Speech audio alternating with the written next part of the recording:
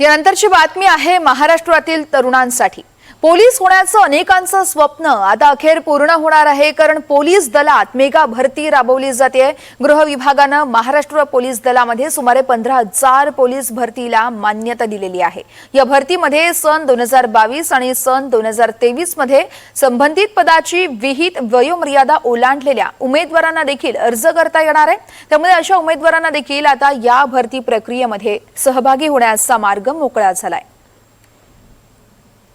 15,000 पोलिसांच्या भरतीच्या बद्दलचा विषय होता।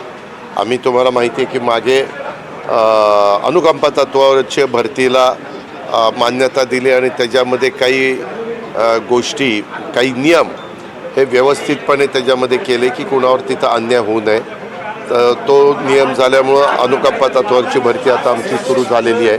परंतु त्याचबरोबर आपले 15,000 पोलिसांची भरती परवा पुण्यामध्ये मी आणि मुख्यमंत्री एका कार्यक्रमाला एकत्र होतो। पुण्यात पोलीस खात्याचेच काही कार्यक्रम होते, काही पोलीस स्टेशनची भूमिपूजन आणि एका पोलीस स्टेशनचं उद्घाटन होतं। पोलीस दलामध्ये मनुष्यबळ कमी आहे, दिवसेंदिवस आता आपण बघतायत कशी परिस्थिती उद्भवते, काय चाललंय, आणि त्यामुळे पोलीस भरती व्हावी हे कधीपासून हा विषय शासनाच्या विचाराधीन होता। देवेंद्रजींनी, गृहमंत्री आहेत म्हणजे मुख्यमंत्री महोदय, त्यांनी हा निर्णय घेतलेला आहे।